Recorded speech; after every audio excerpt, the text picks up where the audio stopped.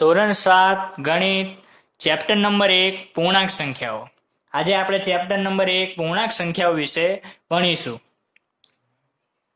પ્રાકૃતિક સંખ્યાઓ 1 2 3 4 up to. અહીં પ્રાકૃતિક સંખ્યાઓમાં આપણે સૌથી મોટી પ્રાકૃતિક સંખ્યા જાણી શકતા નથી, પરંતુ સૌથી નાની પ્રાકૃતિક સંખ્યા વિશે જાણી શકીએ છીએ. અહીં 1 એ સૌથી નાની પ્રાકૃતિક સંખ્યા છે. 1 એ સૌથી નાની પ્રાકૃતિક સંખ્યા છે. પૂર્ણ સંખ્યાઓ 0 1 2 3 4 અપ ટુ. અહીં જોઈ શકો છો કે પ્રાકૃતિક સંખ્યાઓમાં શૂન્યનો સમાવેશ થતો નથી, પરંતુ જ્યારે પણ પ્રાકૃતિક સંખ્યામાં શૂન્યનો સમાવેશ થાય તો તેવી સંખ્યાઓને પૂર્ણ સંખ્યા કહે છે. તો 0 1 2 3 4 અપ ટુ.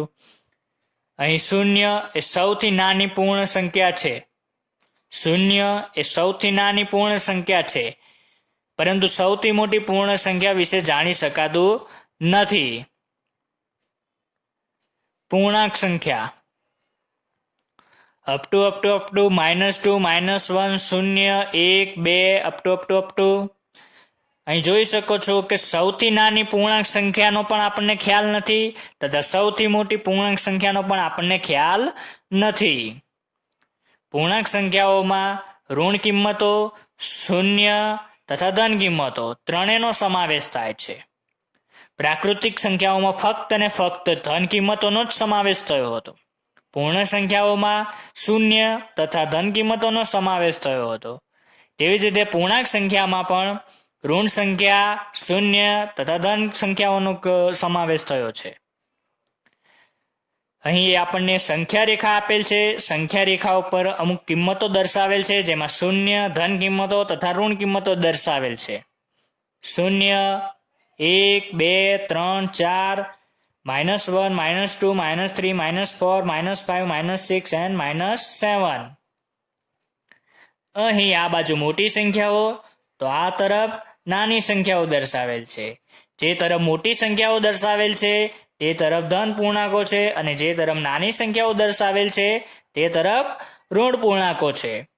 સંખ્યા રેખા ઉપર શૂન્યની ડાબી બાજુ ઋણ પૂર્ણાંકો અને શૂન્યની જમણી બાજુ ધન પૂર્ણાંકો છે. સંખ્યા રેખા ઉપર શૂન્યની ડાબી બાજુ ઋણ પૂર્ણાંકો અને શૂન્યની જમણી બાજુ ધન પૂર્ણાંકો છે. જોઈ શકો છો કે સંખ્યા રેખા ઉપર શૂન્યની ડાબી બાજુ ઋણ પૂર્ણાંકો છે, શૂન્યની જમણી બાજુ ધન પૂર્ણાંકો છે. સંખ્યા રેખા ઉપર જેમ જેમ જમણી બાજુએ જઈએ તેમ તેમ સંખ્યા મોટી થતી જાય છે. સંખ્યા રેખા ઉપર જેમ જેમ જમણી બાજુએ જઈએ તેમ તેમ સંખ્યા મોટી થતી જાય છે. જોઈ શકો છો કે શૂન્યથી આપણે જેમ જેમ જમણી બાજુ તરફ જઈએ છીએ તેમ સંખ્યાની કિંમત મોટી થતી જાય છે. 1 2 3 4. સંખ્યા રેખા ઉપર જેમ જેમ ડાબી બાજુએ જઈએ છીએ તેમ તેમ સંખ્યા ઘટતી જાય છે, એટલે કે કિંમત તેની નાની થતી જાય છે. અહીં જોઈ શકો છો સંખ્યા રેખા ઉપર 0 -1 -2 -3 -4. ચડતા ક્રમમાં ગોઠવો નાની સંખ્યાથી મોટી સંખ્યા તરફ. અહીં આપણને કેટલીક ઋણ સંખ્યાઓ, શૂન્ય તથા ધન સંખ્યાઓ આપેલી છે. આપણે આ સંખ્યાઓને ચડતા ક્રમમાં ગોઠવવાની છે. ચડતા ક્રમમાં એટલે કે નાની સંખ્યાથી મોટી સંખ્યા તરફ. -6 4 0 -2. તો અહીં સૌથી નાની સંખ્યા કઈ થશે? તો -6. તમને લાગશે કે 6 છે તે સૌથી નાના થોડા છે, સૌથી મોટા છે, પરંતુ તેની આગળ માઇનસની નિશાની છે, એટલે કે આ સંખ્યા ઋણ છે. આથી -6 સૌથી નાની સંખ્યા થશે. -6. ત્યારબાદ તેના કરતા મોટી સંખ્યા. આપણે નાની સંખ્યાથી મોટી સંખ્યા તરફ જઈએ છીએ, તો તેનાથી મોટી સંખ્યા કઈ થશે? 4 0 કે -2. તો જોઈ શકો છો કે 0 4 તે ધન સંખ્યા છે અને -2 ઋણ સંખ્યા છે. તો -2 આપેલ 3 સંખ્યાઓમાંથી સૌથી નાની સંખ્યા થશે. આથી -6 પછી -2 આવશે. અહીં -6 એ -2 કરતા નાની સંખ્યા રહેશે. -6 કરતા મોટી સંખ્યા -2 થશે. હવે બાકી રહેલ 4 અને 0 માં નાની સંખ્યા કઈ છે? તો 0 તે 4 કરતા નાની સંખ્યા છે, કારણ કે 4 એ ધન પૂર્ણાંક સંખ્યા છે. આથી -2 પછી 0 આવશે અને છેલ્લે 4 આવશે. આમ નાની સંખ્યાથી મોટી સંખ્યા તરફની ગોઠવણી એટલે કે ચડતા ક્રમમાં રહેલ ગોઠવણી આ પ્રમાણે થશે: -6, -2, 0, 4. અહીં આપણને બીજી સંખ્યાઓ આપેલી છે: 8, -8, 2, -2. અહીં આપણને ઋણ સંખ્યાઓ તથા ધન સંખ્યાઓ આપેલી છે. અહીં 8 ધન પણ છે અને 8 માઇનસ પણ છે, એટલે કે ઋણ પણ છે. 2 ધન પણ છે અને -2 પણ છે, એટલે કે 2 ઋણમાં પણ છે. તો આપણે હવે નાની સંખ્યાથી મોટી સંખ્યા તરફની ગોઠવણી કરીએ. તો સૌથી નાની સંખ્યા કઈ આવશે? તો તે ઋણ સંખ્યા આવશે. ઋણ સંખ્યાઓ કઈ કઈ છે? -8 અને -2. તો -8 અને -2 માં સૌથી નાની સંખ્યા કઈ? જો 8 અને 2 આપ્યું હોય તો આપણે કહી શકીએ છીએ કે 8 મોટી સંખ્યા છે અને 2 નાની સંખ્યા છે, પરંતુ ઋણમાં ઊંધું થાય છે. તેના કરતા -8 અને -2 માં નાની સંખ્યા કઈ થશે? તો -8 થશે. આમ સૌથી નાની સંખ્યા -8. ત્યારબાદ તેના કરતા મોટી સંખ્યા -2. હવે આપણી પાસે 2 ધન સંખ્યાઓ છે, 8 અને 2. તો તેમાં સૌથી મોટી સંખ્યા કઈ? 8 અને નાની સંખ્યા 2. તો -8, -2. ત્યારબાદ કઈ સંખ્યા આવશે? 2. અને સૌથી છેલ્લે કઈ સંખ્યા આવશે? 8.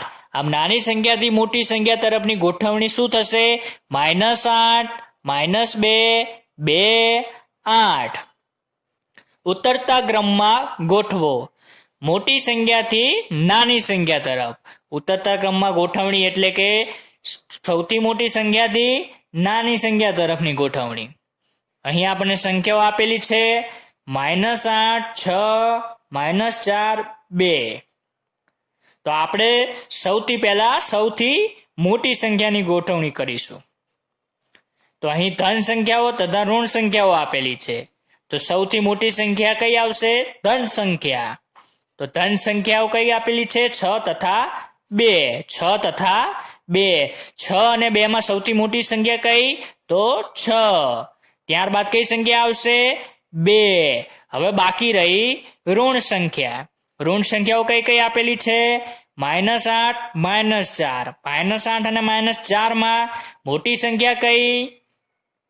તો આવશે -4.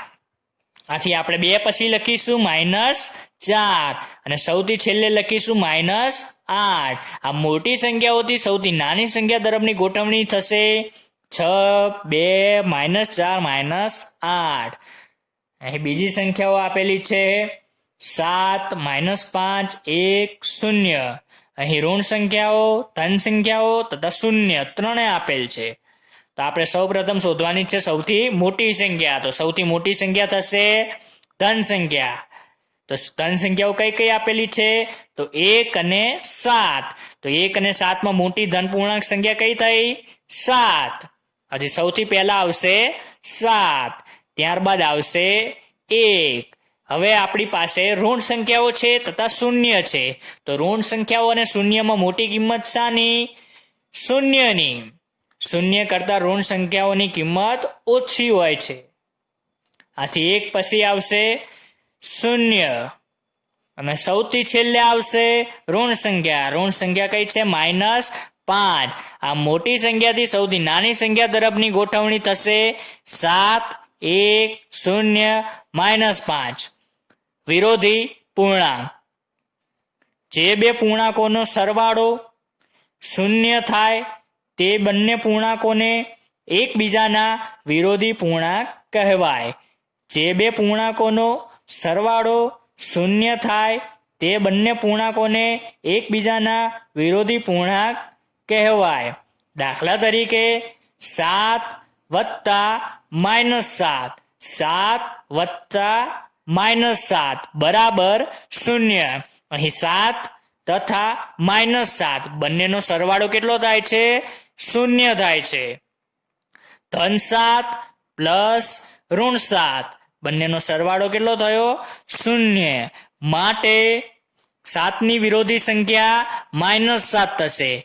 7 ની વિરોધી સંખ્યા -7 થશે અને -7 ની વિરોધી સંખ્યા 7 થશે. -7 ની વિરોધી સંખ્યા 7 થશે. એક નીચે આપેલ સંખ્યા રેખા પર પૂર્ણાંક સંખ્યાઓ દર્શાવી છે. અહીં આપણને સંખ્યા રેખા આપેલ છે. સંખ્યા રેખા પર ABCDEFG આમ વગેરે અંગ્રેજી મૂળાક્ષરો આપેલા છે. અહીં ઈની કિંમત -3 છે તથા એફની કિંમત -2 છે. -3 અને -2 ને ક્રમશઃ ઈ અને એફ પર અંકિત કરવામાં આવેલ છે. કઈ પૂર્ણાંક સંખ્યાઓ બી, ડી, એચ, આઈ, એમ અને ઓ વડે દર્શાવાશે. અહીં આપણને શું માંગ્યું છે? તો પૂર્ણાંક સંખ્યાઓ માંગી છે જે બી, ડી, એચ, આઈ, એમ અને ઓ ઉપર દર્શાવી શકાય. તો આપણે શોધીએ. અહીં સૌપ્રથમ આપણે બી ને સંગત પૂર્ણાંક સંખ્યા શોધીએ. તો અહીં ઈ ઉપર દર્શાવેલ સંખ્યા છે -3. તેની ડાબી બાજુ તમે જોઈ શકો છો કે ડી, સી અને બી આપેલ છે. આપણે બી ને સંગત પૂર્ણાંક સંખ્યા શોધવાની છે. તો આપણને ખબર છે તેમ કે સંખ્યા રેખા ઉપર ડાબી બાજુ જઈએ તો આપણને ઋણ સંખ્યાઓ મળે છે અને સંખ્યાની કિંમત નાની થતી જાય છે. ડાબી બાજુ જઈએ તેમ આપણને ઋણ કિંમતો મળે છે અને કિંમતો કેવી થતી જાય છે? નાની થતી જાય છે. જેમ કે -3 પછી શું આવશે? -4 પછી આવશે -5. જ્યારે પણ કિંમતની આગળ માઇનસની નિશાની લાગે એટલે કે ઋણ નિશાની લાગે તો તે કિંમત ઘટતી જાય છે. આથી ઈ ઉપર આપણને -3 દર્શાવેલ છે. તો ડી ઉપર કઈ સંખ્યા આવે?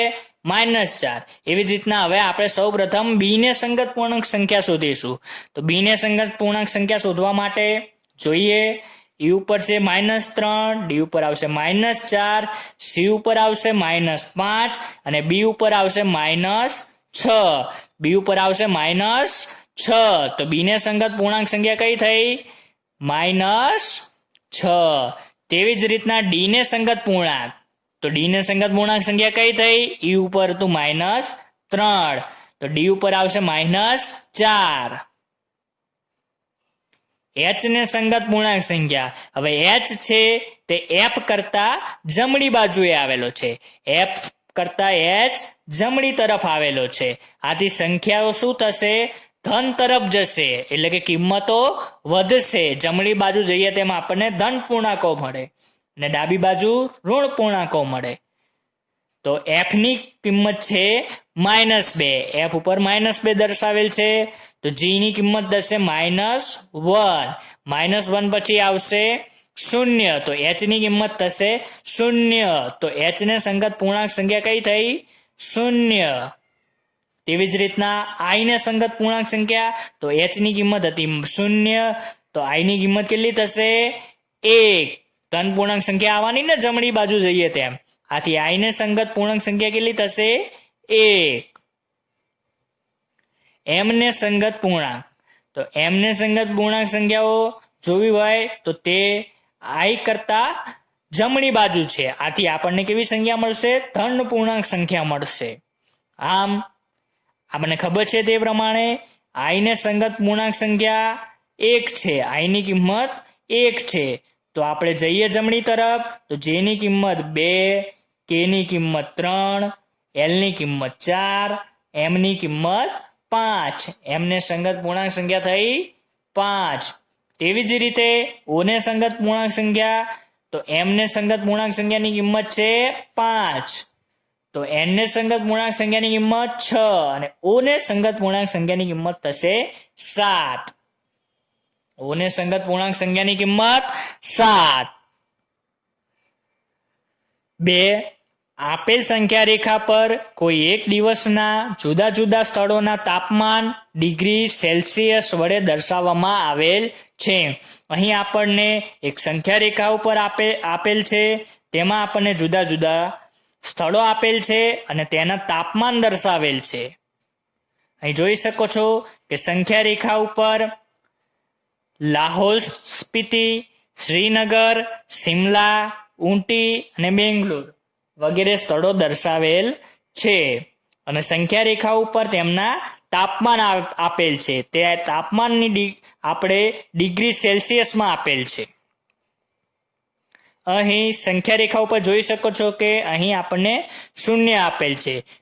તે તરફથી આપણે જમણી બાજુ જઈએ તો આપણને ધન પૂર્ણાંક મળશે અને ડાબી બાજુ જઈએ તો આપણને ઋણ પૂર્ણાંક મળશે.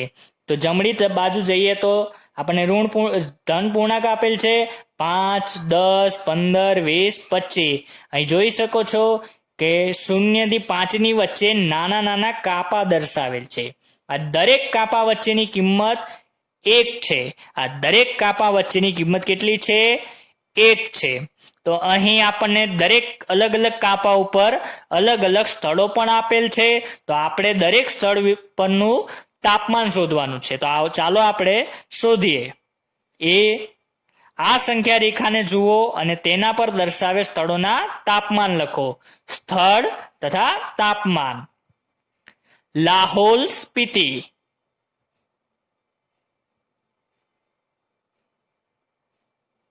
લાહોલ સ્પીતિ જુઓ તમે તો જોઈ શકો છો કે સંખ્યા રેખા ઉપર અહીંયા છે -10. હવે -10 થી આપણે જમણી તરફ જઈએ તો આપણને મળશે ધન સંખ્યાઓ.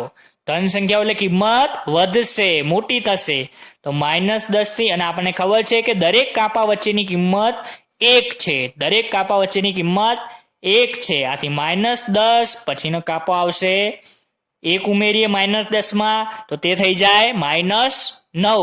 તો 10 -9 અને લાહોલ સ્પીતિ જ્યાં દર્શાવેલ છે તે થશે -8. આથી લાહોલ સ્પીતિનું તાપમાન થશે -8 અંશ સેલ્સિયસ. બીજું શ્રીનગર. શ્રીનગર જોઈ શકો છો કે 0 થી ડાબી તરફ પણ જઈને આપણે શોધી શકીએ છીએ અથવા તો પછી -5 થી જમણી તરફ જઈને પણ શોધી શકીએ છીએ. આપણે 0 થી ડાબી બાજુ જઈને શોધીએ તો અહીં આપણને 0 આપેલ છે. તેની ડાબી બાજુ જઈશું તો આપણને ઋણ કિંમત મળશે અને એક કાપાની કિંમત મળશે 1. એક કાપાની કિંમત મળશે 1. હવે જો આપણે ડાબી બાજુ જઈએ તો આ કાપાની કિંમત ઋણમાં મળશે અને જો જમણી તરફ જઈએ તો આ કાપો આપણે ધનમાં ગણવાનો છે. આથી આપણે 0 થી ડાબી બાજુ આવવાનું છે એટલે કે ઋણમાં આવવાનું છે. આથી 0, -1, -2. શ્રીનગરનું તાપમાન થશે -2 અંશ સેલ્સિયસ. શિમલાનું તાપમાન શિમલા સ્થળ ક્યાં દર્શાવેલ છે? 5 અંશ સેલ્સિયસ ઉપર. આથી શિમલાનું તાપમાન થઈ જશે 5 અંશ સેલ્સિયસ. ઊટી જોઈ શકો છો 15 અંશ. તેની ડાબી બાજુ આવીશું તો 15 માંથી 1 ઓછો કરીએ તો 14 અંશ સેલ્સિયસ. બેંગ્લોરને શોધવા માટે આપણે અહીં 20 થી આગળ પણ જઈ શકીએ છીએ એટલે કે જમણી બાજુ જઈ શકીએ છીએ અથવા 25 થી ઋણ તરફ એટલે કે ડાબી બાજુ આવી શકીએ છીએ. આપણે 20 થી જમણી બાજુ જઈએ તો 21 અને 22. બેંગ્લોર 22 અંશ સેલ્સિયસ. ઉપર આપેલ સ્થળોના તાપમાનમાં સૌથી ગરમ અને સૌથી ઠંડા સ્થળોના તાપમાનમાં શું તફાવત છે? હવે આપણને તે પહેલા સૌથી ગરમ તાપમાન કયું થશે અને સૌથી ઓછું તાપમાન એટલે કે ઠંડુ તાપમાન, ઠંડુ સ્થળ કયું થશે તેનો ખ્યાલ હોવો જરૂરી છે. માટે આપેલ સ્થળોમાં સૌથી વધુ તાપમાન કયું થશે? તો ધન કિંમત. જેમ જેમ ધન કિંમત વધતી જાય છે તે તાપમાન વધતું જાય છે, અને જેમ જેમ કિંમત ઘટતી જાય છે તેમ તેમ તાપમાન ઓછું થતું જાય છે. માટે આપેલ સ્થળમાં સૌથી વધુ તાપમાન કયું છે? 22°C. કેટલું કયું છે? 22°C. કયા સ્થળનું છે? બેંગ્લોરનું. અને સૌથી ઓછું તાપમાન કયું થશે? તો સૌથી નાની કિંમત. તો આપેલ સંખ્યાઓમાં સૌથી નાની કિંમત કઈ છે?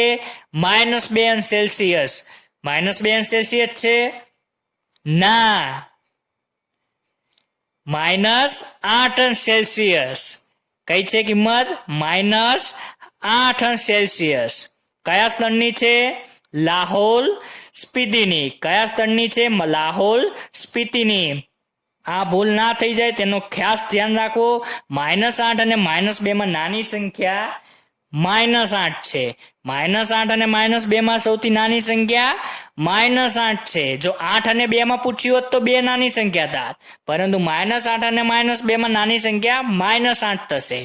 આથી સૌથી ઓછું તાપમાન થશે -8°C. આ બે સ્થળોના તાપમાનનો તફાવત. જ્યારે પણ તફાવત લેવો હોય એટલે કે કિંમતોની બાદબાકી કરવી. તફાવત એટલે કે કિંમતોની બાદબાકી કરવી. માટે આ બે સ્થળો વચ્ચેનો તફાવત જોઈએ તો 22°C માઇનસ એટલે કે તફાવત -8°C. આમ 22 માંથી આપણે -8 બાદ કરવાના છે. 22 માંથી આપણે -8 બાદ કરવાના છે. અહીં માઇનસ ગુણ્યા માઇનસ એટલે કે ઋણનો ગુણાકાર થઈ જશે ધન. ઋણનો ગુણાકાર થઈ જશે ધન. આથી 22 માઇનસ થઈ જશે +8 અંશ સેલ્સિયસ. 22 માં 8 ઉમેરીએ તો આપણને મળશે 30 અંશ સેલ્સિયસ. આમાં બે સ્થળો વચ્ચે તાપમાનનો તફાવત છે 30 અંશ સેલ્સિયસ. લાહોલ સ્પીતિ અને શ્રીનગરના તાપમાનમાં શું તફાવત છે? અહીં બે સ્થળોના તાપમાનનો આપણે તફાવત શોધવાનો છે. કયા બે સ્થળો? તો લાહોલ સ્પીતિ અને શ્રીનગર. તો તેના માટે આપણને લાહોલ સ્પીતિનું તાપમાન અને શ્રીનગરનું તાપમાન ખબર હોવું જોઈએ. તો લાહોલ સ્પીતિનું તાપમાન થશે કેટલું થશે? તો -10. ધન તરફ જઈએ -9 -8 તાપમાન થશે -8°C. શ્રીનગરનું તાપમાન કેટલું થશે? તો 0 છે -1 -2°C. હવે આ બે સ્થળોના તાપમાનનો તફાવત એટલે કે બંને વચ્ચે બાદબાકી. તો લાહોલ સ્પીતિનું તાપમાન છે -8°C. બંને વચ્ચે બાદબાકી કરીશું, તફાવત લઈશું -2°C. અહીં ઋણ ધન થઈ જશે, ઋણ ધન થઈ જશે. આથી -8 ઋણ ધન થશે. આથી +2°C. -8 વત્તા 2 -6°C. તફાવત કેટલો આવ્યો? -6°C. ડી. શું આપણે કહી શકીએ કે શ્રીનગર અને શિમલાનું સંયુક્ત તાપમાન શિમલાના તાપમાન કરતા પણ ઓછું છે? શું તે શ્રીનગરના તાપમાન કરતા પણ ઓછું છે? રકમને ધ્યાનથી સમજવાની જરૂર છે. ફરી એકવાર, શું આપણે કહી શકીએ કે શ્રીનગર અને શિમલાનું સંયુક્ત તાપમાન એટલે કે બંનેના તાપમાનનો સરવાળો, સંયુક્ત તાપમાન શિમલાના તાપમાન કરતા પણ ઓછું છે? હવે વ્યવહારિક રીતે વિચારીએ તો સિમલા તથા શ્રીનગર બંનેના તાપમાનનો સરવાળો સિમલા કરતા તો ઓછો જ હશે ને? ના,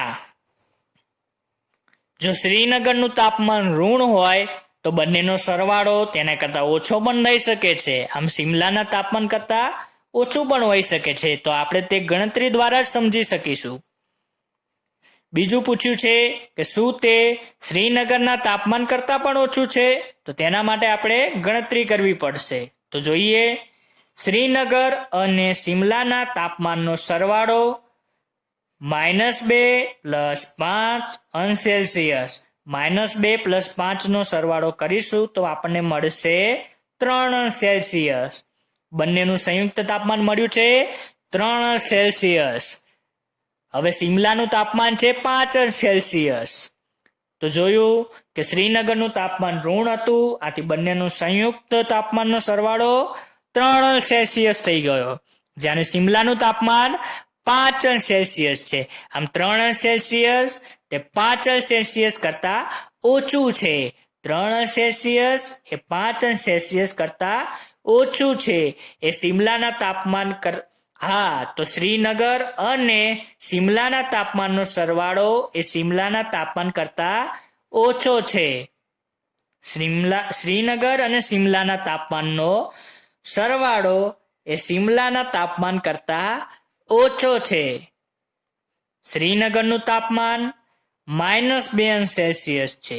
શ્રીનગરનું તાપમાન -2 અંશ સેલ્સિયસ છે, જ્યાં 3 અંશ સેલ્સિયસ ગ્રેટર ધેન -2 અંશ સેલ્સિયસ. આ ગ્રેટર ધેનની નિશાની વધારે છે તેમ દર્શાવે છે. તો 3 અંશ તે 2 અંશ સેલ્સિયસ કરતા વધારે છે. તો પૂછ્યું હતું આપણને કે શ્રીનગરના તાપમાન કરતા પણ ઓછું છે બંનેનું સંયુક્ત તાપમાન? તો ના, શ્રીનગર અને સિમલાના તાપમાનનો સરવાળો એ શ્રીનગરના તાપમાન કરતા ઓછો નથી. શ્રીનગર અને સિમલાના તાપમાનનો સરવાળો એ શ્રીનગરના તાપમાન કરતા ઓછો નથી.